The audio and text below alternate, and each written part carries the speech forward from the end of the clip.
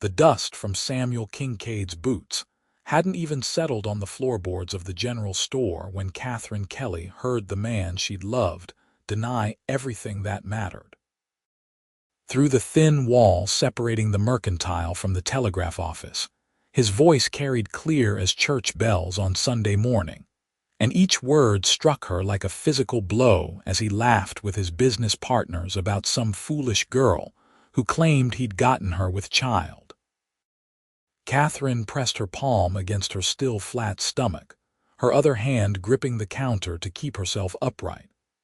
The summer heat of 1883 in Lewiston, Idaho, felt suffocating now, pressing down on her chest until she could barely draw breath. She'd come to town to tell him properly, to ask him what they should do, believing that despite his wealthy family's objections to a seamstress like herself, he'd stand by her.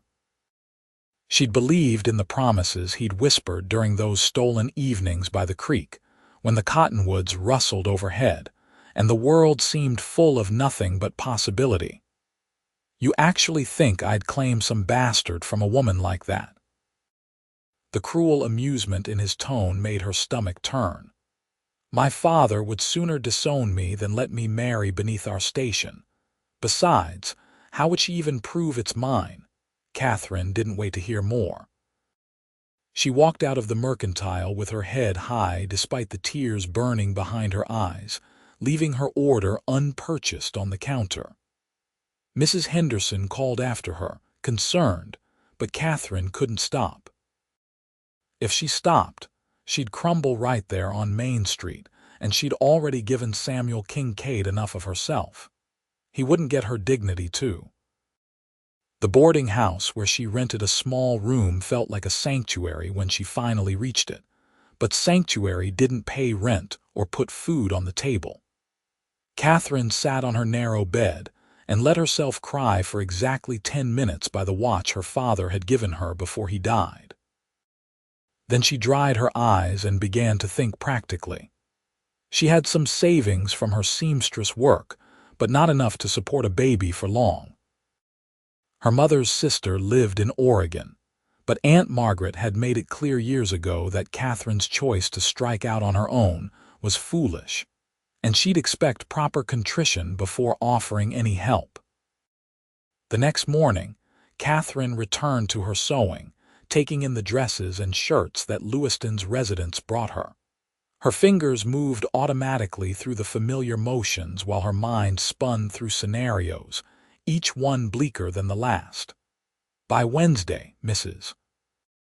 Patterson had cornered her after church to say with false sweetness that people were talking, that they'd seen her looking poorly, that some speculated about why a young woman might suddenly seem so tired and emotional. "I'm fine," Catherine said, forcing a smile. "Just working hard, that's all." But Mrs. Patterson's knowing look suggested she didn't believe a word of it, and Catherine knew it was only a matter of time before the whispers became shouts. In a town like Lewiston, reputation was everything, and an unmarried woman carrying a child had none. She was carrying water from the pump on Thursday afternoon when she stumbled on the uneven ground. The bucket went flying, water splashing across the dirt, and strong hands caught her arms before she could fall. Catherine looked up into concerned gray eyes set in a weather-worn face she recognized, but didn't really know. Seth Kingsley, one of the ranch hands who worked the cattle operation up in the hills. He came to town maybe once a month, usually kept to himself, and had a reputation for being honest and hardworking if a bit solitary. "Careful there, Miss Kelly," he said, steadying her. His hands released her the moment she had her balance, respectful of propriety. "Ground's pretty torn up after that wagon came through yesterday. Thank you." Catherine bent to retrieve the bucket, but a wave of dizziness made her sway. Seth caught her elbow again. "You all right? Maybe you should sit down." "I'm fine, really." But even as she said it, her vision swam, and she felt his arm go around her waist, supporting her weight as he guided her to the bench outside the feed store. "Stay put," he said firmly. "I'll get you some water." He returned moments later with a dipper of cool water and watched while she drank it slowly. The dizziness passed, leaving her embarrassed and exhausted. Seth sat down beside her, his hat in his hands, expression troubled. "Begging your pardon if I'm speaking out of turn," he said quietly, "but are you eating enough? You look thinner than I remember." The unexpected kindness in his voice nearly undid her. Catherine felt tears threaten again and blinked them back furiously. "I appreciate your concern, Mr. Kingsley, but I'm managing just fine." "Seth," he corrected, "and meaning no disrespect, but that didn't look like managing fine." He hesitated, turning his hat in his calloused hands. "I know we don't know each other well, but my ma always taught me to help folks when they need it. If you're having troubles, financial or otherwise, I'd be glad to do what I can." Catherine studied him properly then. Seth Kingsley was probably around 25, his face already lined from years of working outdoors. He had sandy brown hair that looked like it could use a trim, and those steady gray eyes that seemed to actually see her, rather than looking through her the way so many men did. There was nothing fancy about him, no silver spurs or embroidered vest like Samuel wore, just a working cowboy in dusty clothes with dirt under his fingernails and an honest face. "Why would you help me?" she asked. "We barely know each other." Seth shrugged, looking almost embarrassed. "Don't need to know someone to see they're struggling. Besides, I remember you helped Mrs. Chen with her sewing last year when everyone else in town was treating her family poorly just for being Chinese. Figured you're the kind of person worth helping." Something in Catherine's chest cracked open then, and before she could stop herself, she was crying properly, tears streaming down her face while this near stranger sat patiently beside her. When she finally got control of herself, she expected him to make excuses and leave. Instead, he offered her his bandana and waited. "I'm pregnant," she said, the words tumbling out before she could reconsider. "The father wants nothing to do with me. I heard him deny it 3 days ago, laughing about it like I was some joke. And soon the whole town will know and I'll lose my customers and I don't know what I'm going to do." Seth was quiet for a long moment, his expression unreadable. Then he said, "Marry me." Catherine stared at him, certain she'd misheard. "What, marry me?" he repeated, meeting her eyes steadily. "I'll give that baby my name instead. Raise it as my own. Nobody in town has to know the truth except us." "You can't be serious. You don't even know me. Why would you tie yourself to someone else's problem?" "It's not a problem," Seth said firmly. "It's a child who deserves a fair start in life. And you're not a problem either. You're a woman who got dealt a bad hand by a man who didn't deserve you." He paused, choosing his words carefully. "I've been alone for most of my life, Miss Kelly. Lost my parents to cholera when I was 16, been working ranches ever since. I always figured I'd like to have a family someday, but I'm not much for courting and pretty words. This might be an unusual way to start, but I give you my word that I'd treat you right. You and the baby both." "This is insane," Catherine said, but her voice lacked conviction. Her mind was already racing ahead, seeing the possibility he was offering. A husband meant respectability. A father for her child meant security. But it also meant binding herself to a man she didn't know, didn't love. As if reading her thoughts, Seth said, "I'm not asking you to love me. I'm offering you a partnership, I suppose.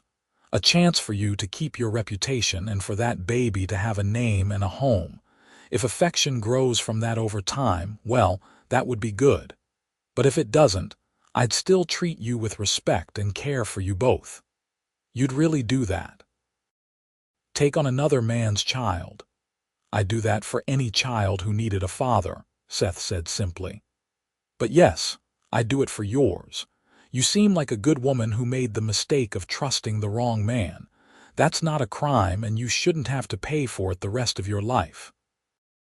Catherine looked down at her hands, mind whirling. It was mad. It was absolutely mad. But it was also the only real option she'd been offered, and there was something in Seth's quiet steadiness that made her want to trust him.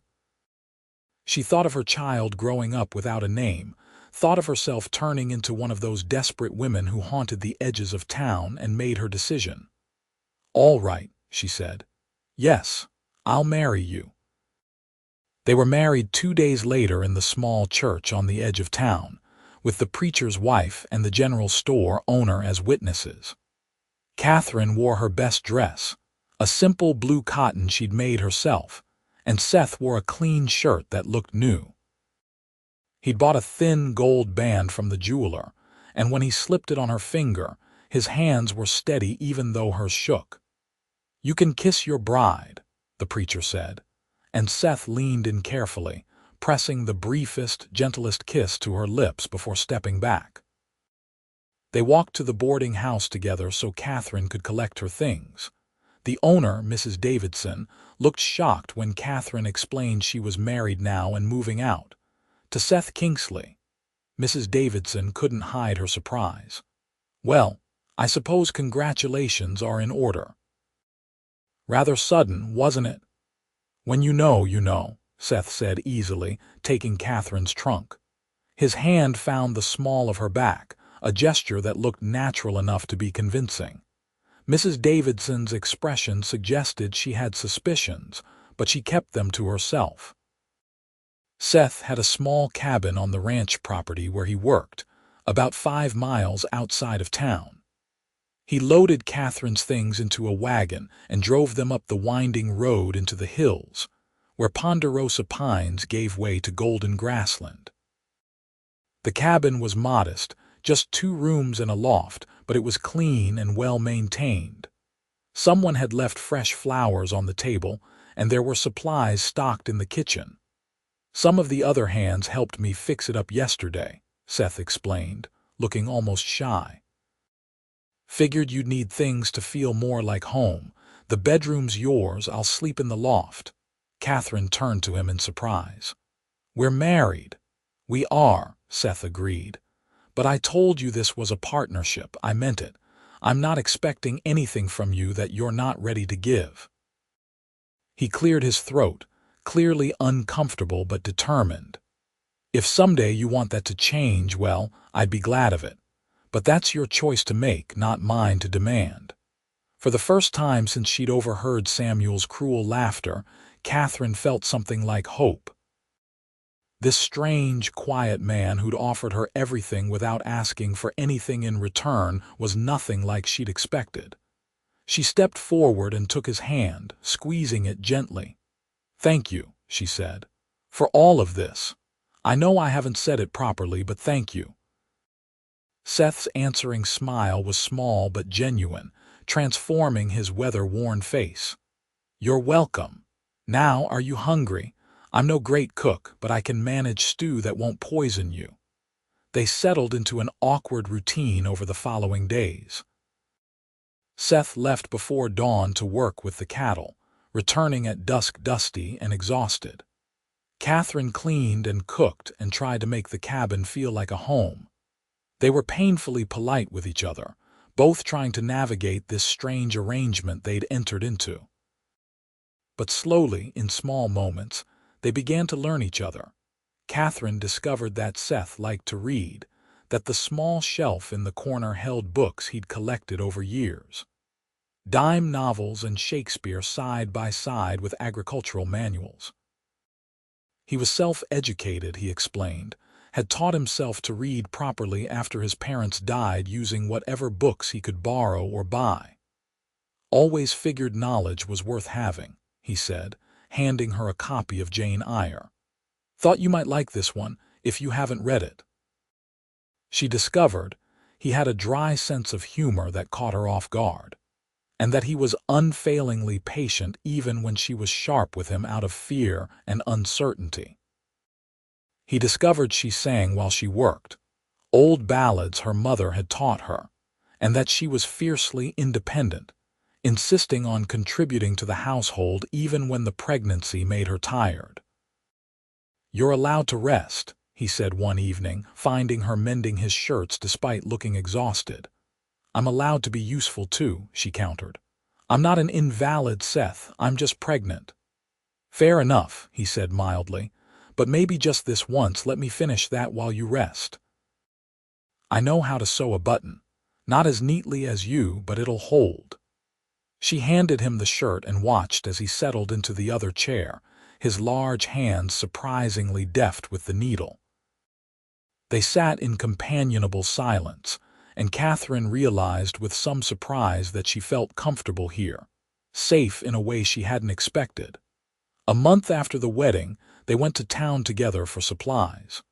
Catherine wore her wedding ring proudly, and when Mrs. Patterson approached with that calculating look, Seth's arm went around Catherine's waist in an easy, protective gesture. "Mrs. Kingsley," Mrs. Patterson said, the title dripping with false sweetness. "How domestic life must agree with you. You're positively glowing." "Marriage has been wonderful," Catherine said, meeting her eyes steadily. "My husband is a good man." "How fortunate for you." Mrs. Patterson's gaze dropped meaningfully to Catherine's stomach, still barely showing. "And so quickly blessed. What a miracle." Seth stepped forward slightly, his usually mild expression hardening. "My wife and I consider ourselves very blessed, yes. Now if you'll excuse us, we have shopping to do."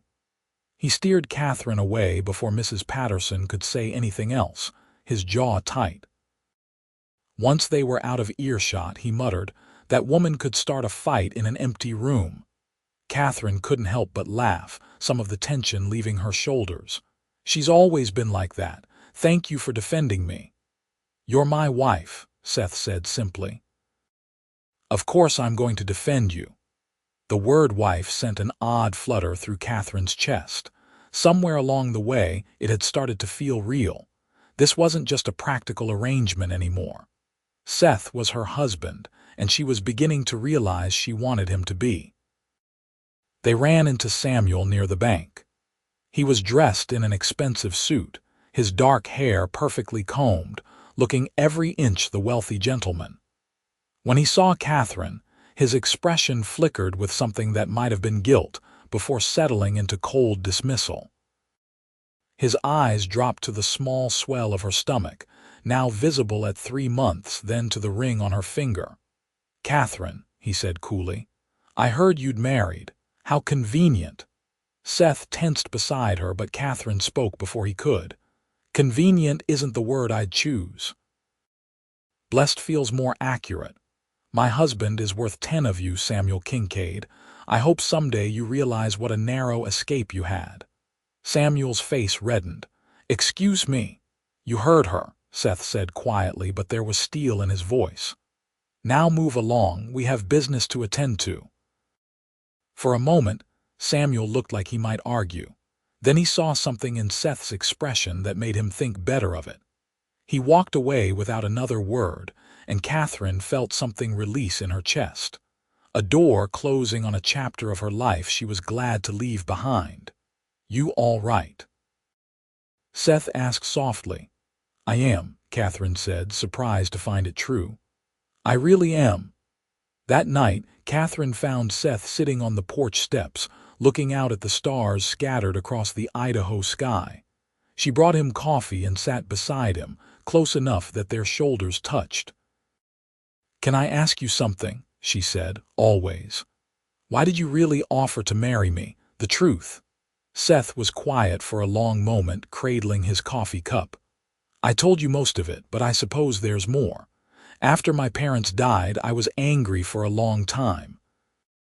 Angry at God, at the world, at the cholera that took them. I worked hard and saved money, but I was empty inside. Then about a year ago, I saw you in town helping that Chinese family. Everyone else was crossing the street to avoid them, but you stopped and talked to Mrs. Chen like she was a person worth knowing. And I thought, that's the kind of person I'd like to be, the kind who sees people who need help and doesn't look away." He turned to look at her then, his gray eyes serious in the moonlight.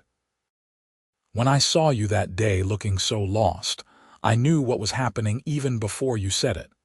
I'd heard the rumors, put the pieces together, and I thought, here's someone who needs help, really needs it, and I can give it. So I did. But Catherine, it stopped being just about helping pretty quick. You're brave and strong and kind, and I'm grateful every day that you said yes." Catherine felt tears prick her eyes.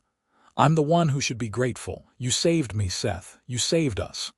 "No," he said firmly. "You saved yourself. You just let me help a little."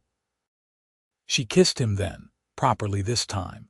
Not the brief, formal kiss from their wedding, but a real kiss, full of gratitude and growing affection and hope. Seth froze for just a moment before his arms came around her, holding her carefully like she was something precious. When they pulled apart, both breathing hard, Catherine said, "I know I haven't said it yet, but I'm falling in love with you. I didn't expect to, but I am." Seth's smile was brilliant, lighting up his whole face. "I've been half in love with you since the day you said yes. Just been waiting for you to catch up." That night, Catherine didn't sleep in the bedroom alone. She climbed the ladder to the loft where Seth had been sleeping, and he held her close while they talked in whispers until dawn. They talked about everything and nothing, about dreams and fears and the future they were building together. When the sun rose, painting the sky in shades of pink and gold, they were truly married in every sense of the word. The pregnancy progressed smoothly. Seth was attentive without being overbearing, making sure Catherine ate enough and rested when she needed to. He talked to her growing belly at night, telling the baby stories about the ranch and the horses and everything they'd do together when the baby was old enough. Catherine would run her fingers through his hair and feel overwhelmed by the depth of her love for this man who'd chosen her when he didn't have to. In October, Catherine's friend Martha came to visit, bringing fabric for baby clothes and gossip from town. Martha had been one of the few people who hadn't judged Catherine, who'd known about Samuel and believed her from the start. "You look happy," Martha said, watching as Seth helped Catherine settle into a chair, his hand lingering on her shoulder.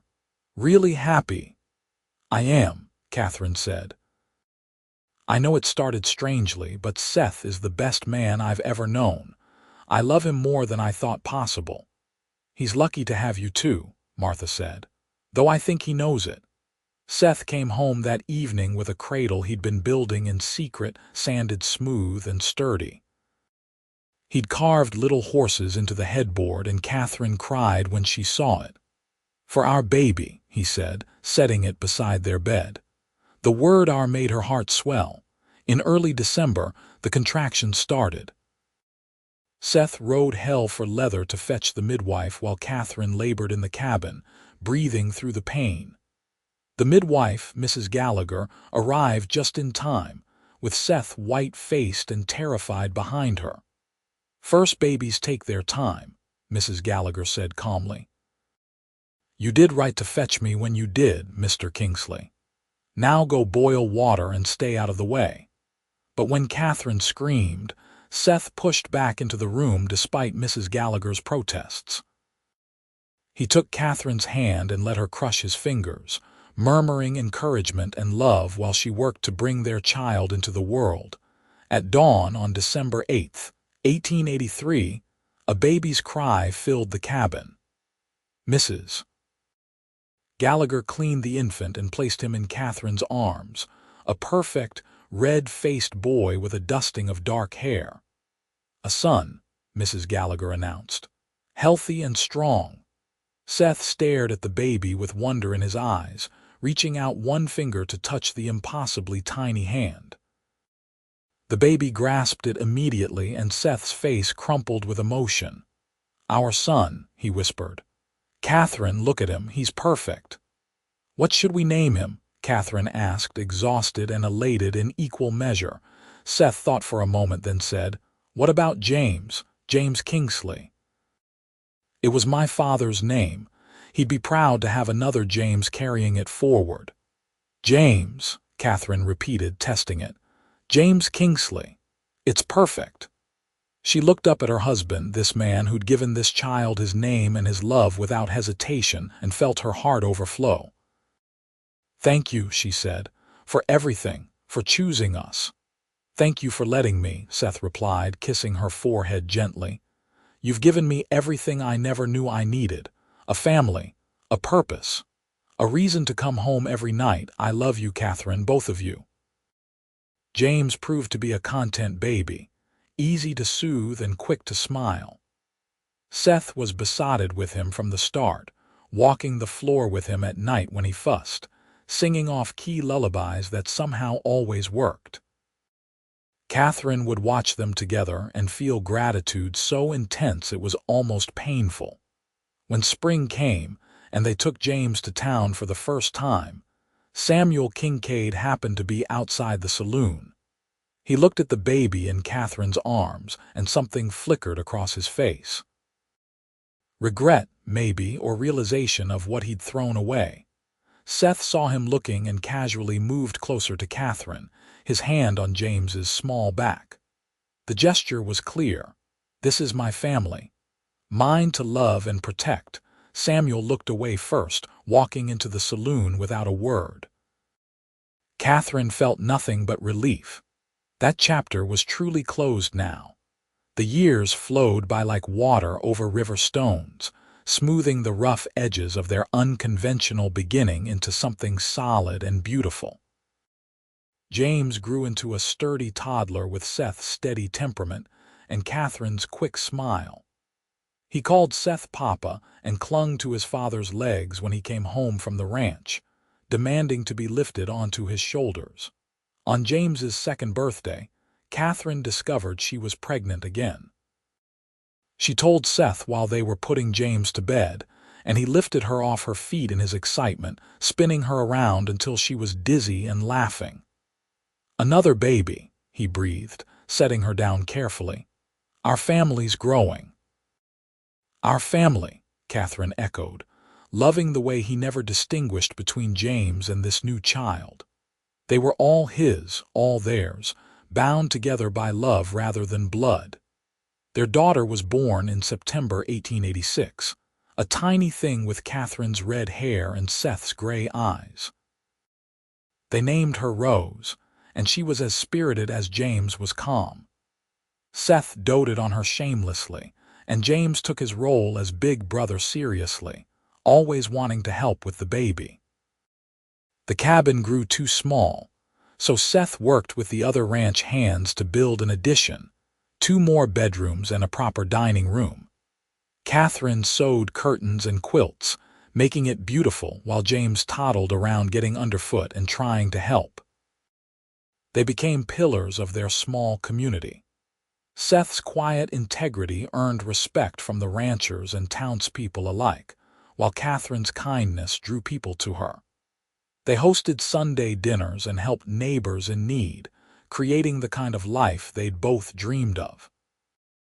One evening in 1888, when James was 4 and Rose nearly 2, Martha came for supper. Over pot roast and potatoes, she said. I saw Samuel Kincaid in town yesterday. He's getting married, apparently. Some banker's daughter from Boys. Catherine felt Seth tense beside her, but she just smiled. I hope he'll be happy. Are you happy? Martha asked, watching her carefully. Catherine looked around the table. James was telling Rose an elaborate story involving his toy horse, and Seth was listening with exaggerated interest while sneaking peas onto James's plate.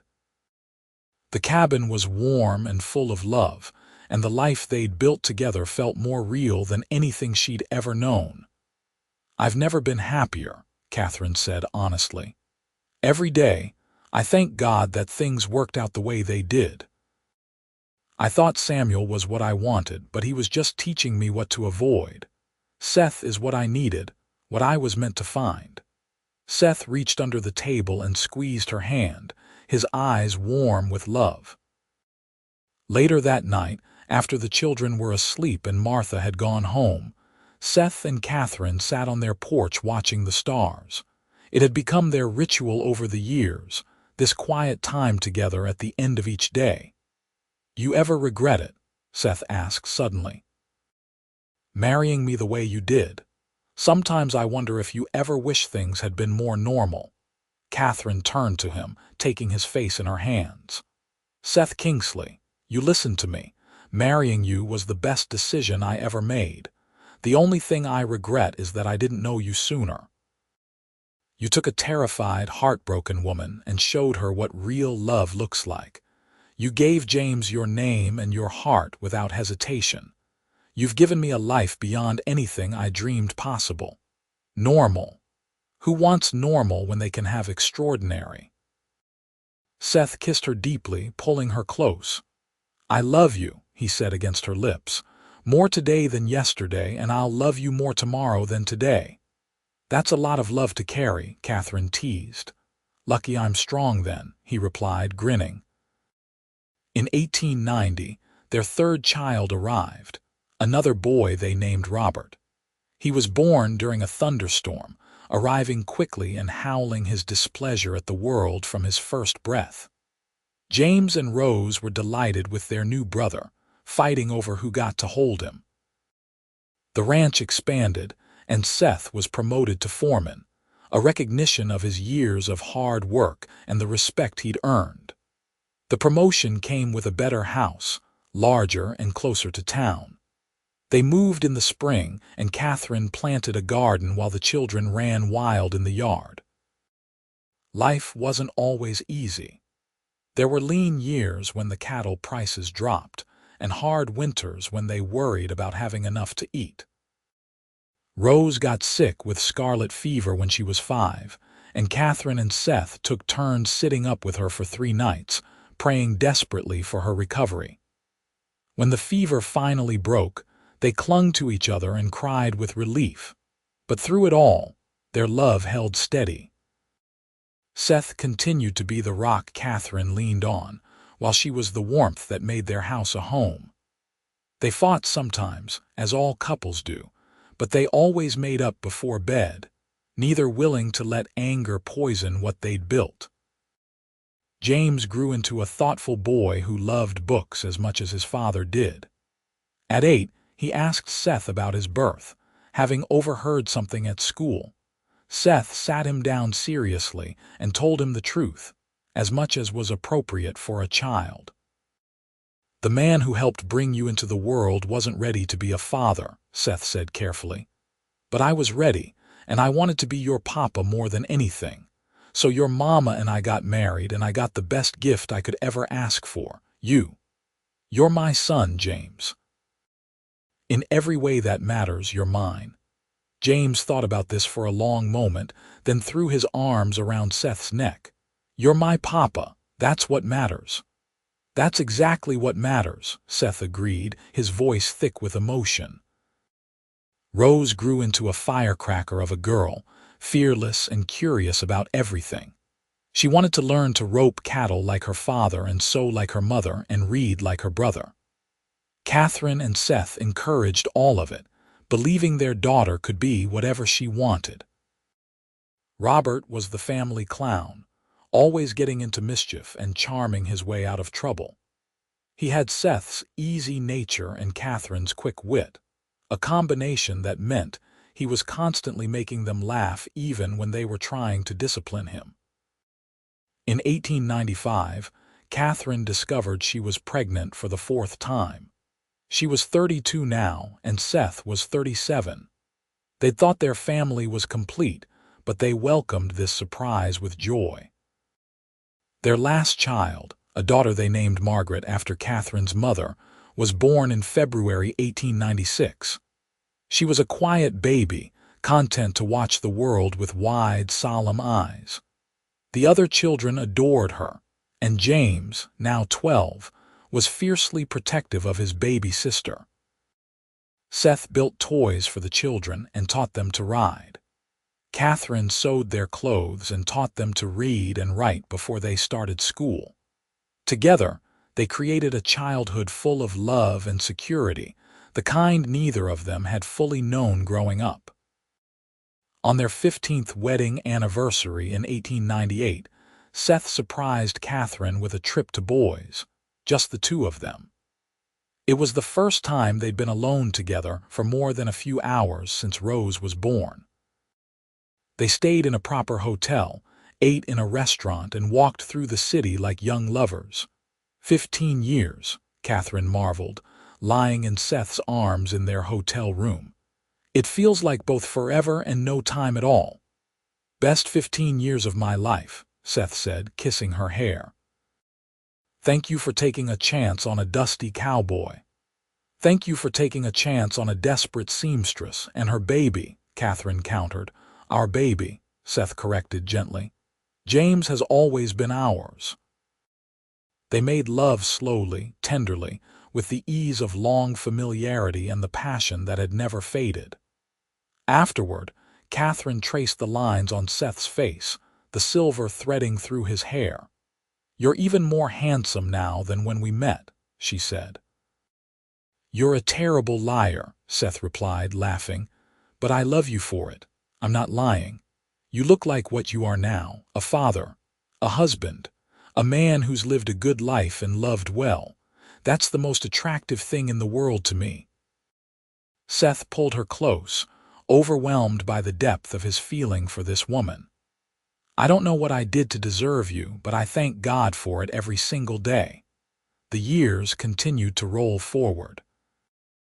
James went to work on the ranch with his father at 14, showing the same steady reliability Seth was known for. Rose shocked everyone by announcing she wanted to be a teacher, and Catherine and Seth scraped together the money to send her to normal school in Lewiston. Robert proved to have a gift with horses that had the other ranchers offering Seth good money for his son's time.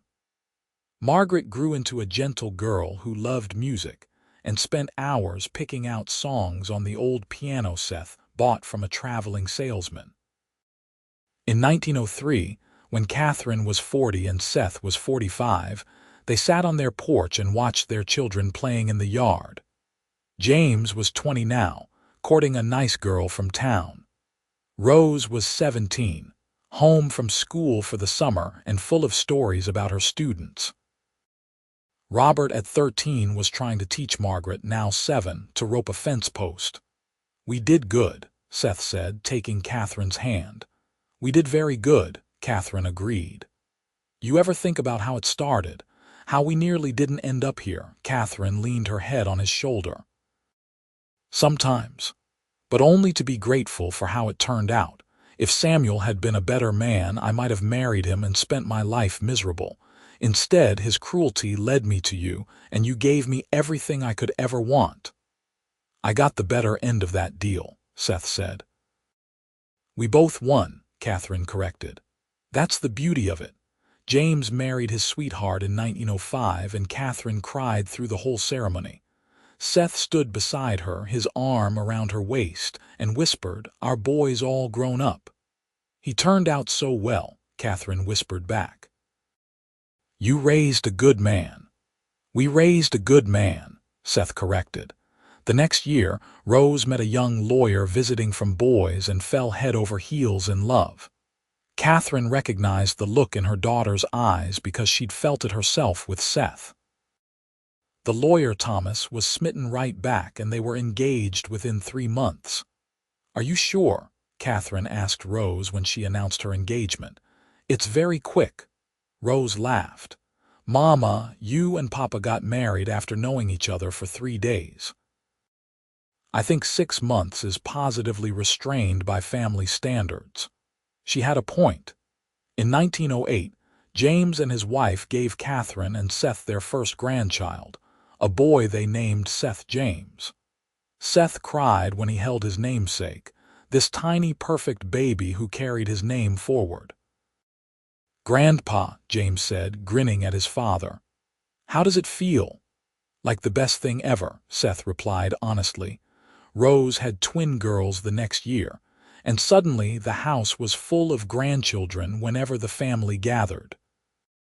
Catherine sewed tiny dresses and Seth carved wooden toys, and they both marveled at how their family had grown from that desperate moment in 1883 to this abundance of love.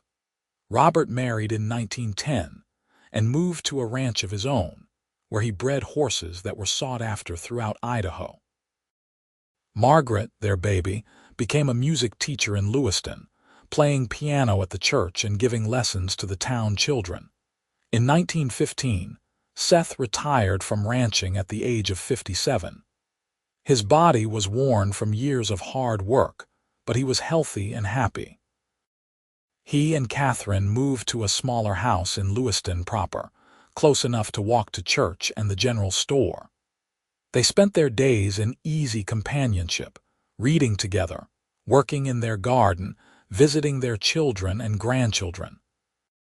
One evening in 1918, 35 years after their unusual wedding, they sat on their porch watching the sunset. Catherine was 55 now, her red hair streaked with white. Seth was 59, his face deeply lined but his gray eyes still sharp and clear. "You remember the day we met?" Catherine asked. "Really met, I mean, when you caught me at the pump." "Every detail," Seth said. "You looked so lost, so scared. All I wanted was to help." "You did more than help. You saved me. You saved James. You gave us both a life we never could have had otherwise." "You saved me too," Seth said. "I was just existing before you. You gave me purpose, love, a family, a reason to be grateful for every morning I woke up." Catherine took his weathered hand in hers. "We saved each other then. That's how the best partnerships work." "I'd marry you again tomorrow," Seth said. "Every day for the rest of my life I'd choose you." "Good thing you're stuck with me then," Catherine replied, smiling. They sat in comfortable silence as the sky turned pink and gold. In the distance, they could hear their grandchildren playing at James's house down the street, the sound of family, of love continuing forward into new generations. "We did it right," Seth said softly. "Somehow, despite everything, we built something beautiful." "We did it together," Catherine said. "That's the only way it could have worked." As darkness fell over Lewiston, they went inside hand in hand, still choosing each other after all these years. The love that had begun in desperation and grown through patience and commitment had become something transcendent, a foundation that supported not just their lives but the lives of their children and grandchildren. James grew old managing his ranch, always crediting his father's example for his own success. Rose's law practice thrived, and her daughters became teachers like their mother. Robert's horse ranch became legendary throughout the region. Margaret's music filled the church every Sunday and brightened the lives of dozens of students. And through it all, Catherine and Seth remained the heart of the family. They celebrated birthdays and holidays together, welcomed new grandchildren and eventually great-grandchildren, mourned losses and celebrated victories. They were the living proof that love could grow in the most unlikely soil and become stronger than anyone imagined. In 1923, on their 40th wedding anniversary, the entire family gathered for a celebration. James stood and raised his glass, looking at his parents with tears in his eyes. "To my parents," he said, "who taught me that family isn't just about blood, it's about choice. It's about showing up every day and choosing love even when it's hard. Papa, you chose to be my father when you didn't have to. You gave me your name and your heart, and you made me the man I am today. Mama, you showed me what strength looks like, what grace under pressure means. Together, you built something amazing. You built us. This whole family exists because 40 years ago you chose each other and chose love. Thank you." There wasn't a dry eye in the room as everyone drank the toast. Seth and Catherine held hands and looked around at the faces of their children, their grandchildren, their great-grandchildren. All of this had started with one moment of kindness, one offer of help, one leap of faith. "Worth it," Seth whispered to Catherine. "Every single second," she whispered back. They lived to see their 50th anniversary in 1933, surrounded by a family that had grown to include dozens of descendants. Catherine was 70, Seth was 75, and they were still deeply in love, still choosing each other every single day. The party was held at James's ranch, with tables groaning under the weight of food and children running everywhere. Someone had hired a photographer, and he arranged Seth and Catherine for a formal portrait. They sat together, Seth's arm around Catherine's shoulders, both smiling at the camera. But just before the flash went off, they turned to look at each other instead, and that's the photo that became the family treasure. Not looking at the camera but at each other, their love visible in every line of their faces. Seth passed away peacefully in his sleep in 1936 at the age of 78, Catherine beside him. His last words were, "Thank you for letting me love you." Catherine lived another 3 years, surrounded by family, before joining him in 1939. Her last words were Seth's name. They were buried side by side in the Lewiston cemetery, under a shared headstone that read, "Seth and Catherine Kingsley, partners, parents, proof that love can grow anywhere." At the funeral, James, now 56 years old and looking remarkably like his father had, told the assembled family a story most of them had never heard. The true story of how his parents met, how his father had chosen to give him his name when the man who fathered him had denied his existence.